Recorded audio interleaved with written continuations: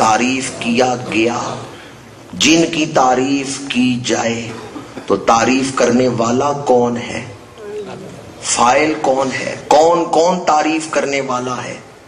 صرف انسان ہی حضور کی تعریف کرنے والے نہیں، بلکہ قرآن کہتا ہے ان اللہ وملائکتہ یصلون علی النبی، اللہ بھی اور اس کے سارے فرشتے بھی حضور پہ درود و سلام بھیج رہے ہیں۔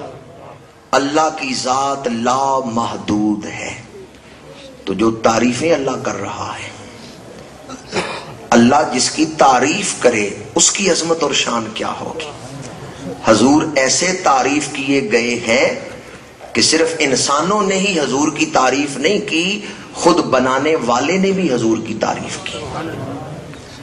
کبھی انسان کی تعریف کی جاتی ہے اس کے ایسے ذاتی وصف پہ کہ جس کا فائدہ اس کو اپنی ذات کو ہے، دوسروں کو نہیں۔ کوئی آدمی حسین ہے تو اس کے حسن کا فائدہ اسے خود ہی ہے کہ لوگ کہتے ہیں بڑا خوبصورت ہے، دوسروں کو کیا فائدہ۔ کچھ خصائل ایسے ہوتے ہیں، آدمی کے اندر خوبیاں ایسی ہوتی ہیں جن کا فائدہ اپنی ذات کو ہے، دوسروں کو نہیں، پر کچھ خوبیاں ایسی ہوتی ہیں جن کا فائدہ دوسروں کو بھی پہنچتا ہے۔ حضور کی جو تعریف کی جا رہی ہے کہ اللہ تعالیٰ بھی تعریف کرتا ہے حضور کی، یہ کن خوبیوں پر کی جا رہی ہے؟ دونوں قسم کی خوبیوں پر۔ کہیں اللہ قسم اٹھاتا ہے والضحیٰ واللیل اذا سجا، رخ روشن کی قسم، زلفوں کی قسم، اور کہیں اللہ تعالیٰ فرماتا ہے وما ارسلناک الا رحمتا للعالمین، حضور کی ذات سے عالمین کو نفع ہے، حضور کی ذات سے تمام جہان فائدہ حاصل کر رہے ہیں۔ انسان طبعاً خود غرض ہے، وہ کہتا ہے مجھے کیا نفع ہے، ان رحمتوں میں میرا کتنا حصہ ہے۔ تو اللہ نے بیان کرنے میں کوئی کسر نہیں چھوڑی، اللہ نے انفرادی حصہ بھی بیان کیا ہے کہ مومنوں ان رحمتوں میں تمہارا کتنا حصہ ہے۔ فرمایا عزیز علیہ ما عنتم، ٹھوکر تمہیں لگتی ہے، دل اللہ کے رسول کا دکھتا ہے۔ کوئی ایسا غم خار بھی تمہیں ملے گا، ٹھوکر تمہیں لگے اور دل اس کا دکھے۔ جو چیز تم پہ گراں گزرتی ہے، جو چیز تمہیں مشقت میں ڈالتی ہے، وہ اللہ کے رسول پہ گراں گزرتی ہے۔ عزیز علیہ ما عنتم۔ بعض لوگ زندگی میں گھبرا جاتے ہیں اور کہتے ہیں بس اب میں بند گلی میں آ گیا ہوں، اب ایسے مسائل ہیں جن کو میں کبھی حل نہیں کر سکوں گا، اور مایوس ہو کے خودکشی کی طرف قدم اٹھاتے ہیں، مایوس ہو کے اپنی صلاحیتوں کو ضائع اور برباد کر دیتے ہیں۔ میں کہتا ہوں کبھی اپنے آپ کو زندگی میں اکیلا نہ سمجھیں، حضور جس کے غم خار ہیں وہ اکیلا ہے۔ بس مومن بنے، جو مومن ہے حضور کا غلام ہے، عزیز علیہ ما عنتم میں شامل ہے، حضور اس کی غم خاری کرنے والے ہیں۔ ہم کیوں اکیلے ہیں؟ ہم کیوں سوچیں کہ ہمارا کوئی فکر کرنے والا نہیں؟ حضور ہماری فکر کرنے والے۔ یہ دن رات آنکھیں نم کس لیے ہیں؟ ہے غم خار آقا تو غم کس لیے؟ گناہگار گھبرائے اب کون ہے ہمارا، تو سرکار بولے ہم کس لیے؟ عزیز علیہ ما عنتم۔ آگے فرمایا حریص علیکم بالمؤمنین رؤوف الرحیم، اللہ کا رسول تمہارا بڑا خیر خواہ ہے اور مومنوں کے ساتھ تو انتہائی شفقت کرنے والے اور انتہائی رحمت کرنے والے۔ ذرا دل تھام کے بتائیں، جو رسول پتھر مارنے والوں کو بھی دعائیں دیتا ہے، وہ درود پڑھنے والوں کو کیا دیتا ہے؟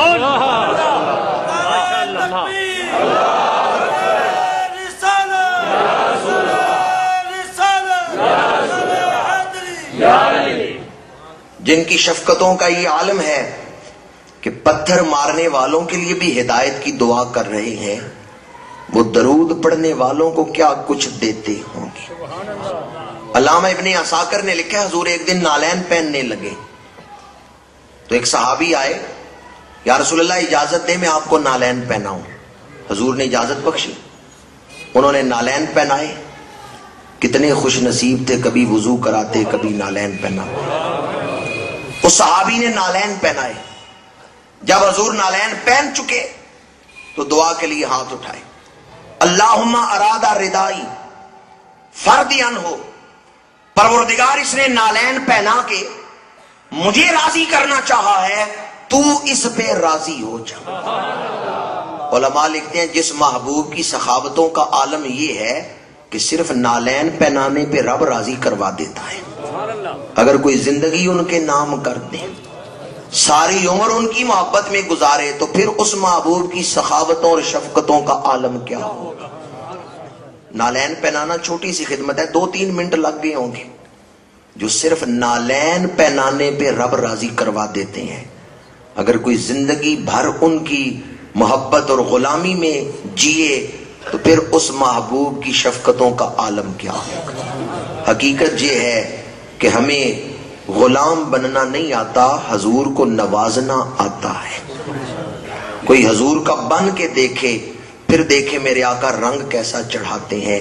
مجھ کو پیر کامل نے بات یہ بتائی ہے, جو نبی کا ہو جائے اس کی کل. کوئی حضور کا بن کے دیکھے, اللہ تعالیٰ فرماتا ہے محبوب جو آپ کی اتباع کرے گا اللہ کا محبوب بن جائے گا, اللہ کا محبوب ہو جائے گا, اللہ اس سے محبت کرنے لگے گا. یہ کتنا بڑا درجہ ہے, علماء سے پوچھیں کہ اللہ کا محبوب بننا معمولی مقام نہیں ہے. اللہ تعالیٰ نے, گفتگو کو سمیٹ رہا ہوں, حضور کو 3 شانیں اجمالاً عطا فرمائیں. یوں تو حضور کی اتنی شانیں ہیں کہ زندگیاں ختم ہو جائیں, حضور کی شانوں کا بیان ختم نہیں ہو سکتا. ان بے شمار شانوں میں سے 3 شانیں احمدیت, محمدیت, محبوبیت. حضور کا نام احمد بھی ہے, محمد بھی ہے, اور ایک صفاتی نام جو جامع ترمذی میں ہے حضور نے خود استعمال کیا ہے, الا وانا حبیب اللہ ولا فخر, میں اللہ کا حبیب ہوں. تو 3 شانیں احمدیت, محمدیت, محبوبیت. اللہ تعالیٰ نے ان تینوں شانوں میں سے حضور کی امت کو حصہ عطا فرمایا ہے. احمدیت کی شان, احمد کا معنی ہے دوسروں سے بڑھ کے اللہ کی حمد کرنے والا. امت کو حصہ کیا ملا ہے؟ امت کو سورہ فاتحہ ملی ہے. جو سورہ فاتحہ پڑھتے ہیں حمد کرنے والوں میں شامل ہو جاتا ہے. ایک نمازی دن میں 5 نمازیں پڑھتا ہے تو جانتے ہیں کتنی دفعہ سورۃ فاتحہ پڑھ رہے ہیں. پانی پینے کے بعد سنت کیا ہے؟ پڑھو الحمدللہ. کھانا کھانے کے بعد, چھینک آئے تو. اسی لیے حضرت موسیٰ نے اپنی قوم کو تعارف کروایا کہ آخری نبی کی جو امت ہوگی وہ حمد کرنے والی امت ہوگی. احمد کی جو امت ہے وہ حمد کرنے والی امت. یہ حضور کے اسم گرامی احمد کا فیض ہے. دوسرا حضور کا نام کیا ہے جس کی میں تشریح کر رہا تھا؟ محمد. تعریف کیے گئے, اس کا فیض ملا, اس نام کی برکت امت کو ملی. فَاذْكُرُونِي أَذْكُرْكُمْ. اللہ فرما رہے ہیں میرے محبوب کے غلاموں تم میرا ذکر کرو میں تمہارا ذکر کروں. یہ شان محمدیت کا فیض ہے. اور تیسری حضور کی شان کہ حضور حبیب اللہ ہیں. محبوبیت کی شان, اس کا فیض ملا. قُلْ إِن كُنتُمْ تُحِبُّونَ اللَّهَ فَاتَّبِعُونِي يُحْبِبْكُمُ اللَّهُ. اے محبوب اعلان کر دیجئے اگر تمہیں اللہ سے محبت ہے تو میری اتباع کرو, اللہ تمہیں اپنا محبوب بنا لے گا. اب اس شان کا اظہار ہوا, محبوبیت کا فیض تقسیم ہوا, تو کوئی محبوب سبحانی بن گیا, کوئی نظام الدین اولیاء محبوب الہی بن گیا. یہ جو محبوب الہی ہیں, محبوب سبحانی ہیں, یہ اسی محبوبیت کا فیض ہے. امام